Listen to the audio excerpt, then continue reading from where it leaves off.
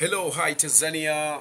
Naitwa Shady the Mix, ni music producer lakini pia ni msanii wa kujitegemea, lakini pia ni mchambuzi kwenye mambo ya burudani, mambo ya muziki, lakini pia ni mtangazaji wa 91.3 Faraja FM. So leo bwana tutazungumza kuhusiana na story ambazo zimekuwa zikiendelea sana kwenye mitandao ya kijamii. Niko Swahilini bwana, huku chimbo kabisa ambako tunapata story nyingi, tunapata information nyingi kuhusiana na celebrities tofauti bwana.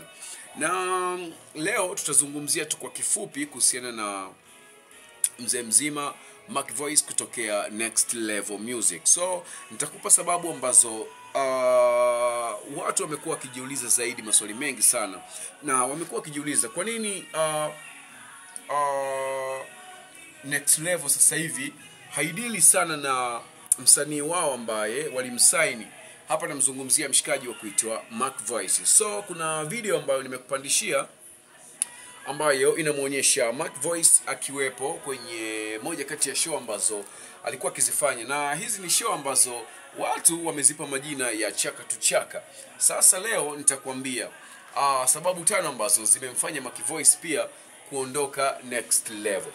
Na sababu ya kwanza bwana, kulingana na story ambazo zimekuwa zikiendelea zaidi, ni kwamba Mac Voice inasemekana kwamba ile recording label ambayo alikuwa akifanyia kazi, naizungumzia Next Level ya kwake mzee mzima Rayvanny Vivian Boy, watu wanazungumza kwamba hiyo recording label sio ya Rayvanny, yani Rayvanny sio mmiliki halali wa Next Level, ila kuna mshikaji ambaye anaisimamia recording label hiyo, ambayo yeye ndo alikuwa anawekeza mpunga mrefu kwa ajili ya kuweza kuhakikisha pia Mac Voice anaweza kufanya vizuri kwenye muziki wake. Lakini end of the day mshikaji akaamua kudrop na kuachana na hizo habari, ndipo Mac Voice sasa alipokosa nguvu ya kuweza kumpush na kuona kama amekaa tu kwenye lebo bila kufanya kitu chochote, so akaamua kuondoka na kuamua kujitegemea. Lakini sababu nyingine pia watu wanasema kwamba Mac Voice ana utovu wa nidhamu. So story ambazo zimekuwa zikizagaa kwenye mitandao ya kijamii kwamba Mac Voice bwana nidhamu yake kidogo ni ya chini sana, ndio hiyo ambayo ilipelekea basi Rayvanny kuweza kumuondosha pale Next Level.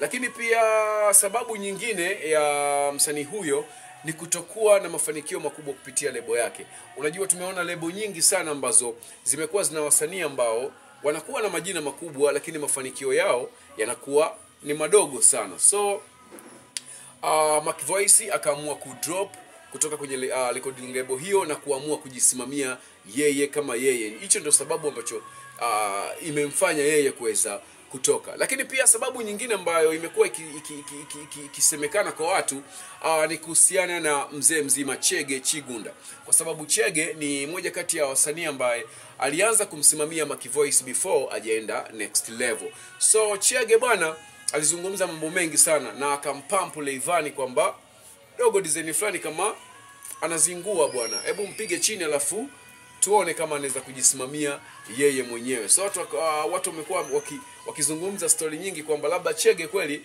huenda ndio akawa ni sababu ya Mac Voice kutoka Next Level. Lakini pia nichukue tu nafasi hii pia kuweza kumpongeza Diamond Platinum.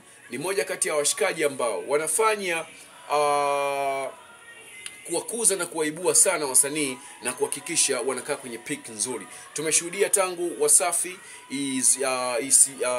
ianze kusimamia wasanii, tumeona wasanii wengi wamekuwa na mafanikio makubwa, lakini pia ni recording label ambayo inahakikisha msanii anapata energy ya kutosha, lakini pia anakuwa na maisha mazuri. Tumeona mifano watu kama kina Rayvanny ambao ndio hao wamiliki wa recording label zingine, lakini pia tumeona watu kama kina Harmonize, watu kama kina Zuchu, watu kama kina Mbosso wamekuwa na mafanikio makubwa kupitia recording label hiyo. Na wasanii wengine waliamua kutengeneza recording label ili kuweza kuweka competition na Wasafi, kitu ambacho watu wengi sana wamefeli. Tumeona hata Harmonize alijaribu kumsimamia Angela, lakini mwisho wa siku ikawa ndivyo sivyo. Tumeona watu kama kina Kill wamesimamiwa Kings Music, lakini ikawa ndivyo sivyo. So tum appreciate Diamond Platinum kwa kile ambacho amekifanya. So kwa uchambuzi huu hapa, nafikiri unaweza kuwa umejifunza kitu fulani hivi kutokana na recording label zetu hizi kibongo bongo bwana.